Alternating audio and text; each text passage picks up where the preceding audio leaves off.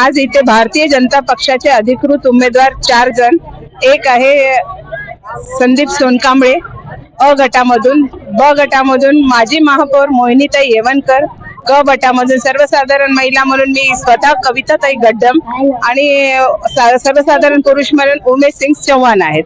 हे चारही उमेदवार हे साहेबांनी ह्या दृष्टिकोनातून दिलेले आहेत की प्रभाग 8चा विकास होण्यासाठी ह्या चारही उमेदवाराकडून भरपूर मदत होईल आणि त्यांचं सहकार्य गोरक्षण गोकुळनगर पूर्ण प्रभाग 8ला मदत होईल.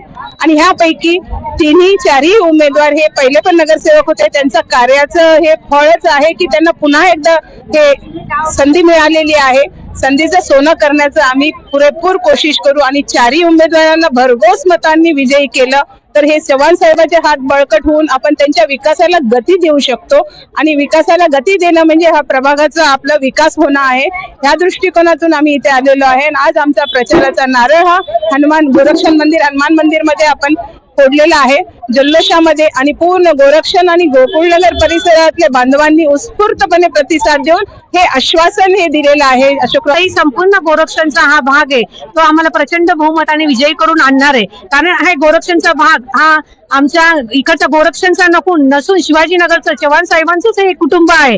त्यामुळे त्या कुटुंबातल्या व्यक्तीला सगळे भरघोस मताने विजय करून देतील हा माझा विश्वास आहे. आणि इथल्या ज्या गोरगरीब जनता आहे, विडी कामगार आहेत, त्यांच्या सर्वांच्या आम्ही जे काही त्यांचे घरकुलाच्या असतील काही असतील कुठलीही समस्या असो ती आम्ही पूर्ण करण्याचा प्रयत्न करू. आणि जेणेकरून आपल्या इथे जे गरीब महिला राहतात त्यांना काहीतरी व्यवसायाचं प्रशिक्षण देऊन गव्हर्नमेंट कडून सुविधा उपलब्ध करून देण्याचा प्रयत्न करू.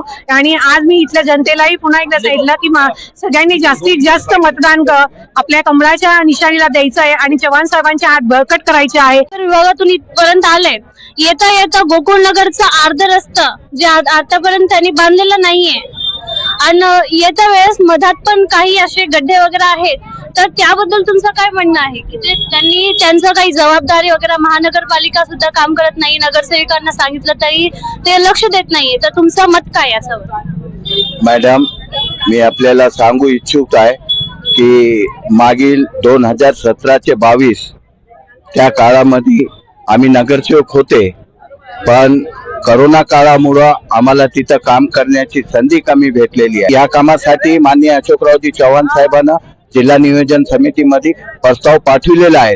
पण योगायोगानं महापालिकाचे टाइम पिरियड काल संपला असून आणि 3 वर्षापासून प्रशासन आहे, यामुळे हे काम रखडलेलं आहे. 100% गवाहीनं सांगतो की आताही आमचे